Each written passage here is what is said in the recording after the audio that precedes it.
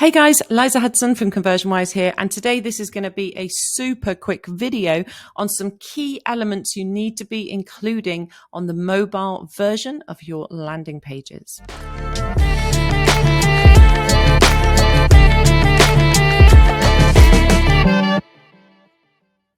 So as always, before I jump into the topic of the day, and like I said, this will be a quick one. I very often say that and then people laugh at me. This will be quick.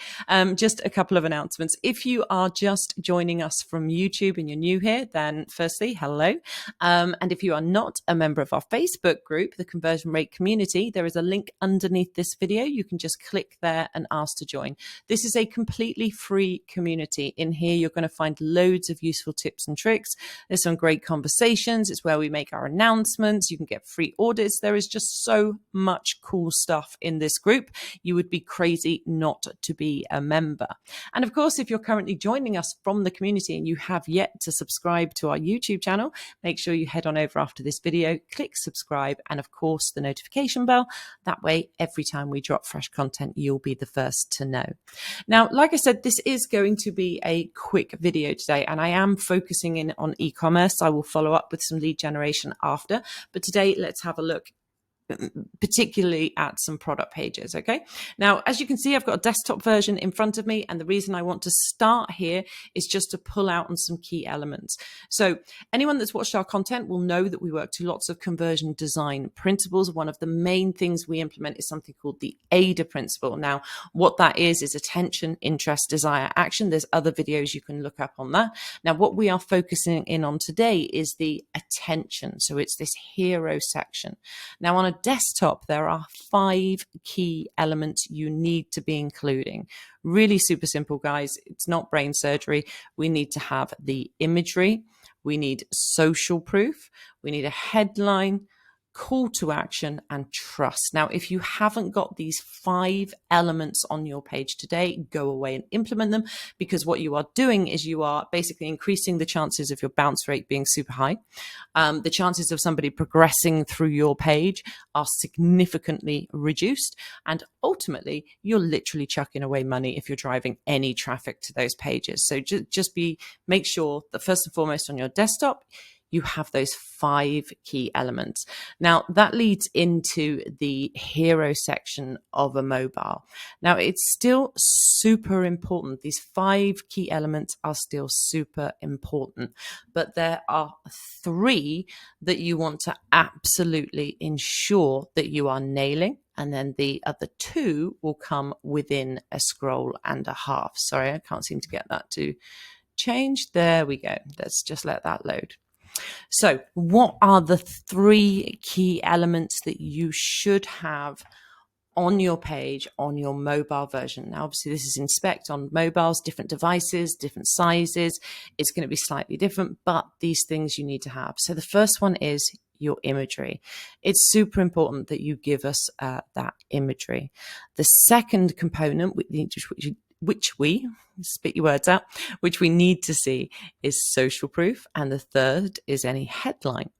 Now, the remaining elements are actually trust and, of course, a call to action, which is super important, right? Now, as you can see, these have actually got some trust icons here. They're not payment icons. These are, if you guys have any recognizable brand icons you can utilize. They're a great form of trust as well. But it's not absolutely necessary that you have to have this here. Those are the 3 key things.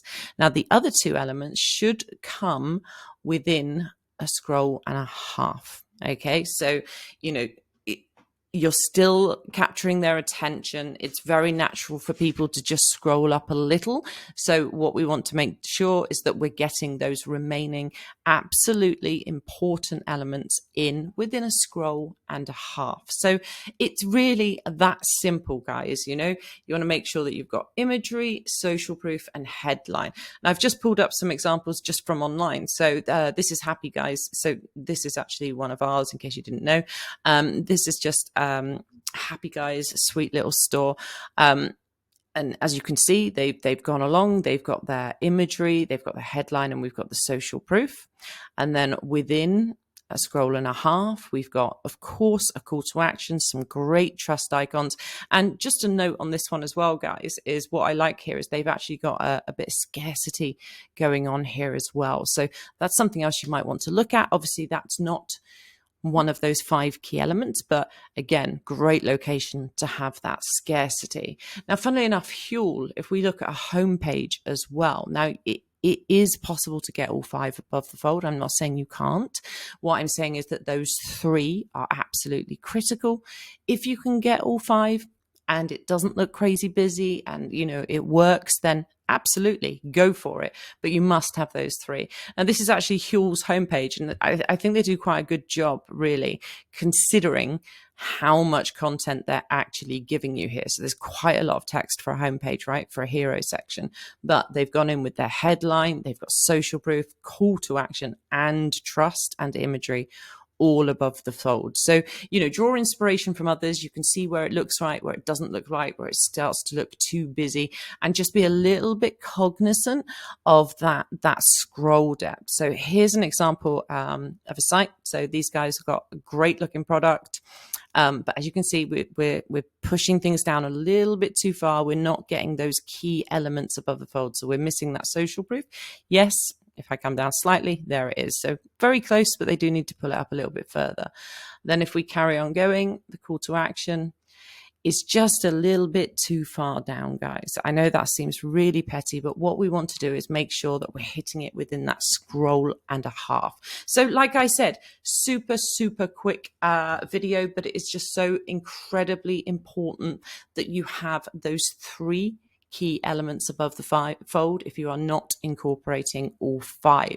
So anyway, like I said, super quick one, guys. I'm actually going to do a lead gen one. I'll follow up with that because obviously it's slightly different when you've got those form fills. But anyway, I hope you have a great day.